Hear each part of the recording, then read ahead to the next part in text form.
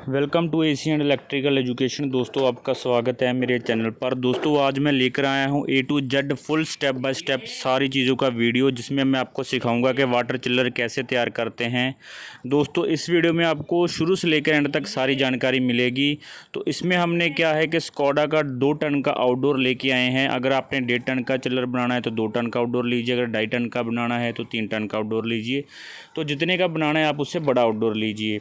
तो ये आउटडोर बहुत ही फ़ाइन है और बढ़िया क्वालिटी का है, और ये स्कोडा कंपनी का मैं यूज़ कर रहा हूँ। इसके साथ मैं कंप्रेसर यूज़ कर रहा हूँ CR22, ठीक है, CR22, मतलब 1.5 टन का मैं इसके साथ कंप्रेसर यूज़ कर रहा हूँ।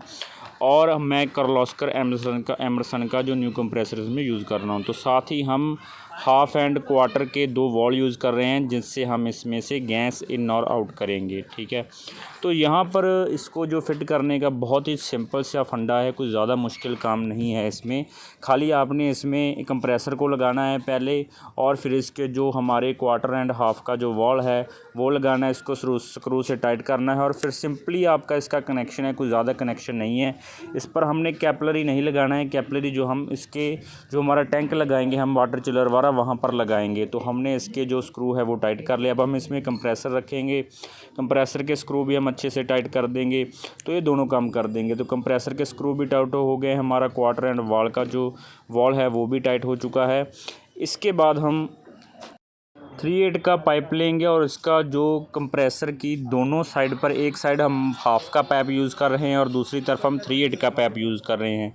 जहाँ से प्रेशर कंप्रेसर का बाहर आता है वहाँ से हम जो 3/8 का पाइप यूज़ कर रहे हैं वो हमारा पहले कॉइल के साथ अटैच होगा, और कॉइल के बाद हमारा फ़िल्टर लगेगा, और फ़िल्टर नहीं लगेगा। कॉइल का जो सीधा हमारा जो आउटपुट निकल रहा है वो हमारा यहाँ हमारे क्वार्टर के वाल के साथ अटैच कर देंगे हम।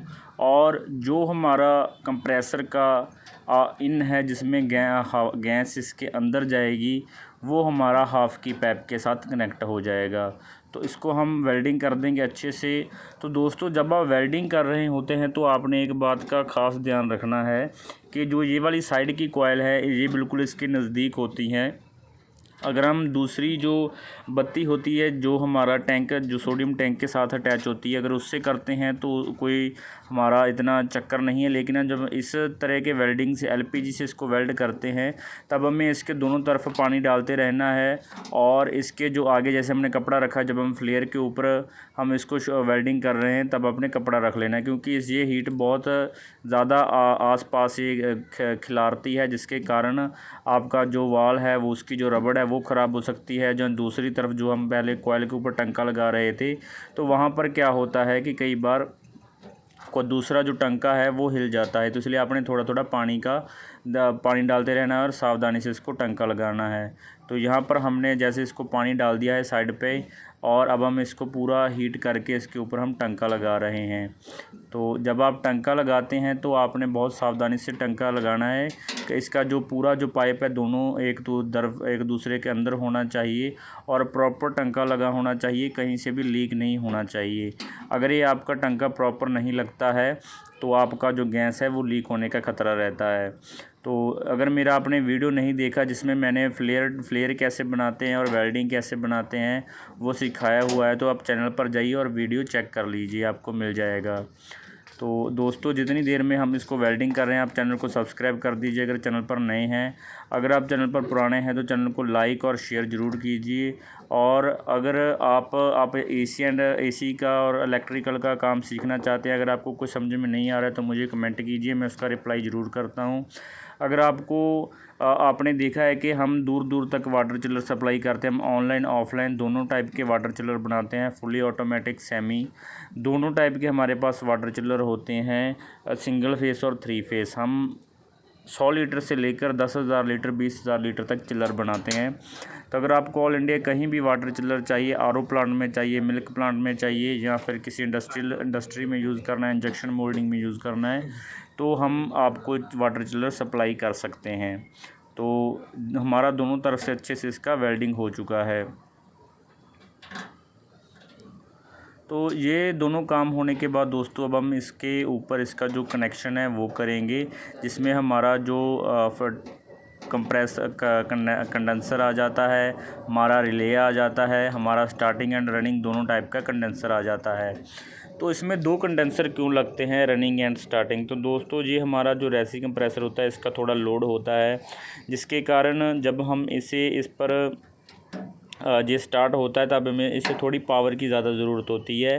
तो स्टार्टिंग कैपेसिटर इसे स्टार्ट दे देता है, जो स्टार्ट देने के बाद जो रिले है ये रिले तुरंत उसको कट कर देती है, और हमारा जो रनिंग कैपेसिटर है सिर्फ वही इसके साथ चलता रहता है। तो इसकी डायग्राम बहुत ही ज़्यादा सिंपल है, उसकी कैसे डायग्राम है वो भी मैं आपको बता देता हूँ। तो सबसे पहले मैं इसका कनेक्शन कर लूँ। तो इसके जो हम कंप्रेसर से वायर आ रही है उसमें से जो हमारी स्टार्टिंग है वो येलो है, जो हमारी रनिंग है वो हमारी रेड वायर है, और जो हमारी ब्लैक वायर है वो हमारी कॉमन वायर है इसका। तो हम जो रिले है इसके 1 नंबर पर हमारा रनिंग वायर लगेगा, जो न्यूट्रल आएगा हमारा यहीं पर सभी पर, और जो हमारा 1 नंबर पर लगेगा हमारा कॉमन वायर, और जो हमारा 3 नंबर है रिले का उस पर हम लगाते हैं हमेशा के लिए स्टार्टिंग वायर। ठीक है, तो ये तीनों कनेक्शन आपने रिले के समझ लिए हैं। तो अभी हम इसके जो स्टार्टिंग कैपेसिटर है इसके कनेक्शन करेंगे। दोस्तों अभी हम स्टार्टिंग कैपेसिटर के कनेक्शन करेंगे, वो भी बहुत ही आसान है। तो यहाँ पर 2 वायर हमारे पास स्टार्टिंग कैपेसिटर की होगी और 2 वायर हमारे पास रनिंग कैपेसिटर की होगी। तो हम एक वायर लेते हैं अलग से, और उसको एक स्टार्टिंग कैपेसिटर और एक रनिंग कैपेसिटर के साथ ऐसे अटैच कर थिम्बल लगा लेंगे, और ये हम लगाएंगे 1 नंबर पर। ये दोनों को हमारा रनिंग मिल गया, इनका कॉमन जो वायर कैपेसिटर को मिल गया हमारा रनिंग वाला वायर। ठीक है, तो इसका जो स्टार्टिंग कैपेसिटर का एक वायर बच जाएगा और एक हमारा रनिंग कैपेसिटर का वायर बच जाएगा। तो जो हमारा स्टार्टिंग कैपेसिटर का वायर है वो हम लगाएंगे 4 नंबर पर, और जो हमारा रनिंग कैपेसिटर का वायर है वो हम लगाएंगे 3 नंबर पर। ठीक है, क्योंकि हमने इसको स्टार्ट देना है। तो जो 4 नंबर वाला पॉइंट होता है वो ये कम से कम आप मान के चलिए कि 2 से 3 सेकंड तक सिर्फ वो ऑन रहता है, उसके बाद वो अपने आप कट कर जाता है। मतलब कि रिले का यही काम है कि ये हमारा जो स्टार्टिंग कैपेसिटर है उसको सिर्फ 2 से 3 मिनट के लिए ऑन रखता है, 2 से 3 सेकंड के लिए ऑन रखता है, उसके बाद वो अपने आप इसको कट कर देता है। तो इसीलिए हम रिले का इस्तेमाल करते हैं। तो रिले का इस्तेमाल मैंने आपको बता दिया, और हमने स्टार्टिंग और रनिंग कैपेसिटर्स के साथ अटैच कर दिया है। तो अगर ये किसी को दिक्कत आ रही है, समझ में नहीं आ रहा है कि इसके कनेक्शन कैसे किए हैं, तो आप मुझे दोबारा ये वीडियो को सुन सकते हैं, नहीं तो आप कमेंट में पूछ सकते हैं, मैं आपको कमेंट में भी बता दूंगा। अगर किसी को मेरे व्हाट्सएप पर कांटेक्ट करना है तो यहाँ पर डिस्क्रिप्शन में मेरा व्हाट्सएप नंबर भी है। अगर आपको ऑनलाइन कहीं भी वाटर चिल्लर चाहिए, ऑनलाइन वाटर चिल्लर चाहिए, ऑफलाइन वाटर चिल्लर चाहिए, तो हम 100 लीटर से लेकर हम 10,000 लीटर 20,000 लीटर तक वाटर चिल्लर अवेलेबल करवाते हैं। सिंगल फेज़ से लेकर डबल 3 फेज़ तक हम वाटर चिल्लर हमारे पास रहते हैं। तो अगर आपको ऑल इंडिया कहीं भी वाटर चिल्लर चाहिए, मिल्क प्लांट के लिए चाहिए, आरओ प्लांट के लिए चाहिए, या किसी इंजेक्शन मोल्डिंग मशीन के लिए चाहिए, या फिर आपको किसी मेडिकल यूज़ में लेना है, तो प्लीज़ हमें कांटेक्ट कर सकते हैं आप। मेरा जो व्हाट्सअप नंबर है, कांटेक्ट नंबर है, वो मेरा डिस्क्रिप्शन में है, तो उस पर जाकर आप कांटेक्ट कीजिए। तो सिंपल है, इसके जैसे जैसे कनेक्शन है वैसे मैंने आपको बताए हैं। तो ये वीडियो आप पूरा देखिए दोस्तों, जो मैकेनिक भाई है मेरे जो बनाना चाहते हैं, तो इसमें हमने पूरा सेटअप A to Z आपको बस सिखाया है, शुरू से लेकर एंड तक कि आप क्या क्या सामान की ज़रूरत पड़ती है और हम इसे कैसे बिल्कुल अच्छे से तैयार कर सकते हैं। तो ये हमारा ऑफलाइन चिल्लर है। ऑनलाइन चिल्लर का अगर आपने वीडियो नहीं देखा है तो उसका लिंक मैं डिस्क्रिप्शन में दे दूँगा, या आप मेरे चैनल पर जाकर उसे चेकआउट कर सकते हैं। तो उस पर ऑनलाइन चिल्लर लिखा हुआ है। तो ये हमारे सभी के सभी कनेक्शन हमने इसके पूरे कर दिए हैं। तो अभी हमारे रनिंग कैपेसिटर पर सिर्फ हमने थिम्बल जो लगाना अभी बाकी रह गया, बाकी सभी हमारे कनेक्शन जो है हो चुके हैं। तो ये देखिए सारे के सारे कनेक्शन हमने कर दिए हैं। तो ये हमारे कंप्लीट इसके कनेक्शन हो चुके हैं। दोस्तों जब हम इसकी रिले और कैपेसिटर ये सारा तीनों आइटमें हमारी लग गई, कंप्रेसर के साथ अटैच हो गई हैं, तो हम यहाँ पर सप्लाई कहाँ देंगे, तो सप्लाई हमारी सिंपल है, 1 और 2 नंबर पर हम इसकी 2 वायर आउटपुट निकालेंगे। जो 2 वायर हमारी आउटपुट निकलेंगी वही हमारा न्यूट्रल एंड फेस होगा, जिससे इसको पावर मिलेगी, और 1 और 2 नंबर पर वो हम निकालेंगे। ठीक है, तो ये देखिए, ये हम 1 और 2 नंबर पर इसको कनेक्ट करेंगे।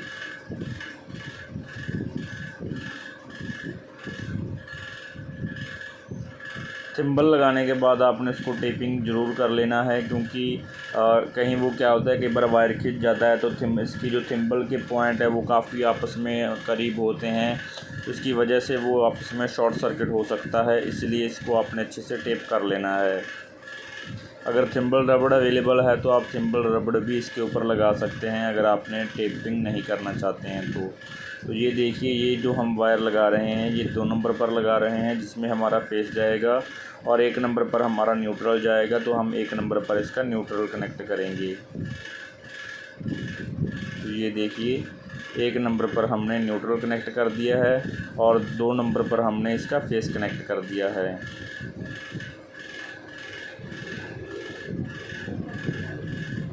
तो दोस्तों, अभी ये हमारा जो कनेक्शन है इसके सारे पूरे कंप्लीट हो चुके हैं हमारे, और हमारा जो दूसरा वर्क है वो भी सारा इसका कंप्लीट हो चुका है। तो अब हमने इसमें प्रेशर डाला है, प्रेशर डालकर हमने इसको चेक करेंगे कि जो हमने वेल्डिंग किया हुआ है कहीं उसमें कोई प्रॉब्लम तो नहीं है, वो अच्छे से वो लीक तो नहीं है, हमारा जो हमने वेल्डिंग किया हुआ है वो चेक करेंगे, और इसका जो पंपिंग है वो चेक करेंगे, और इसकी जो कॉयल है वो साफ़ कर लेंगे। तो जब हमने इसमें प्रेशर डाला तो इसका कॉयल भी साफ़ हो गया और दोनों काम हमारा दूसरा हो गया।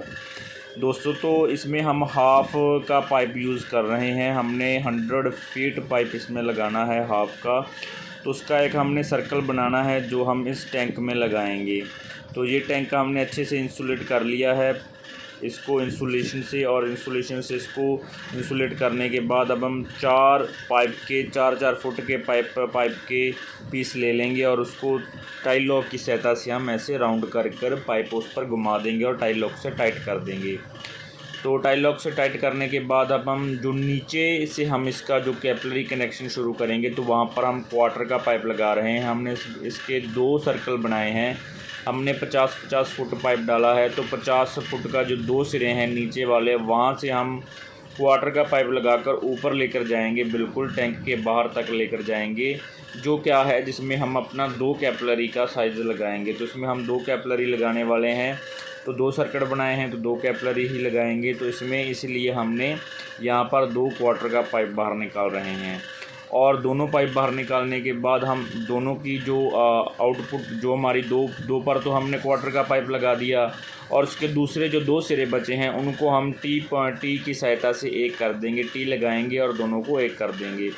इससे क्या होगा कि इसकी रिटर्न जो है एक ही बन जाएगी, और हमारी जो मेन लाइन है जिससे कूलिंग जाएगा कैपिलरी के साथ जो लगने वाली है वो हमारी 2 हो गई और रिटर्न हमारी 1 हो गई। ठीक है, तो ये हम दोनों टंकी इसके लगा लेंगे।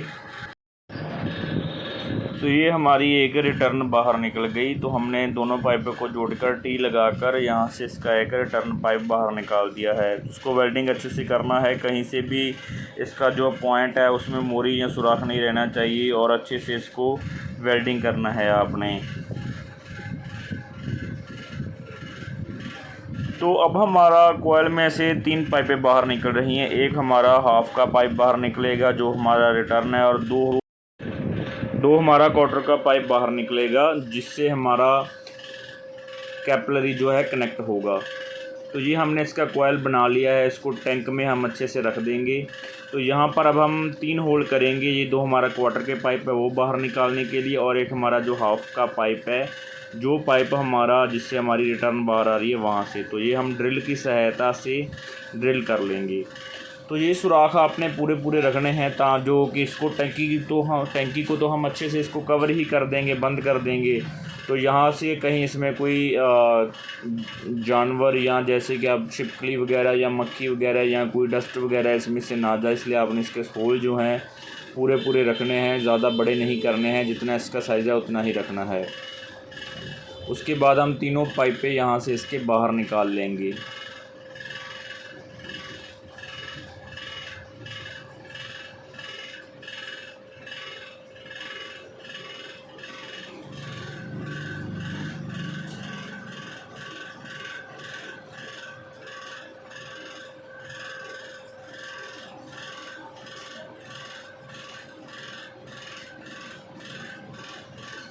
ये जो वाटर चिल्लर है हम पंजाब के मुक्तसर शहर के शहीदगंज गुरुद्वारा साहिब में लगा रहे हैं। तो यहाँ पर पानी की बहुत दिक्कत आती थी। यहाँ पर जो हमारी स्टील की ब्लू स्टार की जैसे वाटर कूलर होते हैं वैसे मशीनें लगी हुई थी, 3 मशीनें लगी हुई थी। लेकिन क्या था कि यहाँ पर संगत बहुत आती है, तो वो क्या है थोड़े टाइम बाद उसमें से पानी गर्म आने लगता था। तो ये प्रॉपर काम कर रहा है, जिसकी वजह से यहाँ पे पूरा ठंडा पानी मिलता है। तो अब हम इसका जो आउटडोर है वो बाहर की तरफ लगा रहे हैं। तो हम इसका जो स्टैंड है पहले वो फिक्स कर लेंगे। तो स्टैंड हमने जो आपने हैवी स्टैंड लेना है, क्योंकि इसमें जो रेसी कंप्रेसर होता है वो रोटरी से काफ़ी भारी होता है।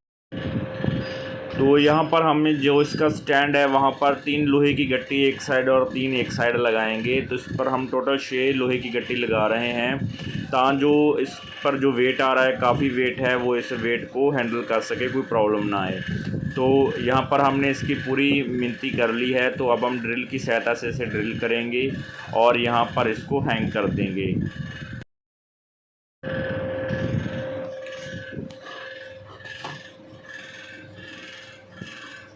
तो ये लगाने के बाद टी गोटे की सहायता से इसको जो हमारे स्क्रू हैं सभी स्क्रू 6 के 6 स्क्रू को हम अच्छे से टाइट कर देंगे। इसको टाइट करना बहुत ही ज़रूरी है, क्योंकि ये लोहे की गट्टी के सहारे ही हमारा इतना वज़न जो इसने उठाना है, तो वो अच्छे से आपने इसको टाइट करना है। तो अब जो हमारा मेन काम है वो आता है कि हम इसको ऊपर इसके हैंग कर देंगे। तो ये कम से कम इसकी जो हाइट है वो 15 फीट के करीब है, जहाँ पर हम इसको ऊपर रख रहे हैं।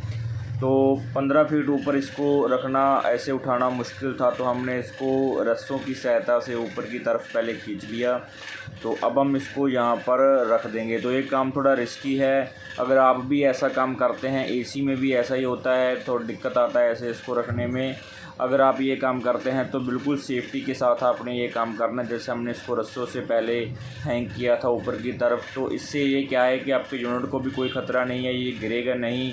अगर बाई चांस आपका बैलेंस ख़राब होता है और आपको भी कोई नुकसान नहीं है, आप भी इस जब आपके ऊपर इसका वेट नहीं है तो इससे आप भी बच जाएंगे।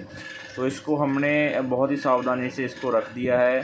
तो इसको जो इसके 4 स्क्रू जो नीचे होते हैं जिसको हमने अच्छे से टाइट करना है, जो 4 स्क्रू इसके पैर पर लगे हुए हैं वो अच्छे से टाइट होने चाहिए। अगर वो अच्छे से टाइट नहीं हैं तो फिर ये क्या है कि जब हवा वगैरह आएगी या इसको खुद वाइब्रेशन है तो उसकी वजह से ये गिर सकता है। धीरे धीरे इसके जो स्क्रू हैं वो लूज़ हो जाएंगे। तो इसको आपने अच्छे से टाइट करना है। उसके बाद हमने टैंक रख लिया है और टैंक के जो कनेक्शन है वो हमारे आउटडोर के साथ हमने कर दिए हैं। तो यहाँ पर सिंपली हमने 2 कैपिलरी लगाई हैं और ये देखिए इसका पूरा कनेक्शन कर दिया है सेंट्री का भी। यहाँ पर हमने एक फ्लोट वाल लगा दिया है और जो ऊपर का टैंक है उसके साथ इसका कनेक्शन कर दिया है। तो अभी हम इसमें गैस चार्जिंग कर रहे हैं। तो इसका जो बैक प्रेशर है कम से कम आपने 55 से लेकर 60 तक रखना है। हमने जो इसका बैक प्रेशर है वो 60 रखा है।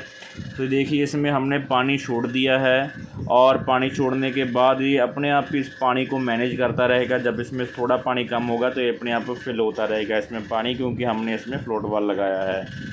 तो इसमें हमारा जो गैस है वो पूरा चार्जिंग हो चुका है। इस पर हमारा नंबर भी लिखा हुआ है, नाम भी लिखा हुआ है, क्योंकि हमारा ये फुली ऑटोमेटिक वाटर चिल्लर है। तो हमारे पास काफ़ी तरह के फुली ऑटोमेटिक वाटर चिल्लर हैं। ये हमने स्कोडा के आउटडोर में बनाया है, कुछ हम अपने खुद के जो आउटडोर तैयार करते हैं उनमें बनाते हैं। तो ये हमारा टैंक जो अच्छे से हमने इसको कवर कर दिया है। ये हमारा Sub-Zero है जो कि हमने इसको फुली ऑटोमेटिक करता है, इसका टेम्परेचर मेंटेन करता है और इसको हमने 10 पर लाकर छोड़ दिया है। जब इसका टेम्परेचर 10 हो जाएगा ये अपने आप कट हो जाएगा। तो यहाँ से हमारा जो एक पाइप हमने यहाँ पीछे की तरफ निकाला है जो इन 5 टैब्स को सप्लाई दे रहा है, और ये हमारा कंप्लीट यहाँ पर पूरा चिल्ड वाटर आपको मिलेगा। ये फुली ऑटोमेटिक का 24 घंटे यहाँ पर पूरा ठंडा पानी मिलेगा। सरदार जी ने पानी पिया है। सरदार जी आप बताइए, टूटी में पानी ठंडा आ रहा है कि नॉर्मल आ रहा है? पानी बहुत बढ़िया जी, बिल्कुल सही पी रहा है। ठीक है जी, ऐसे करके हमारा ये प्रोजेक्ट सक्सेस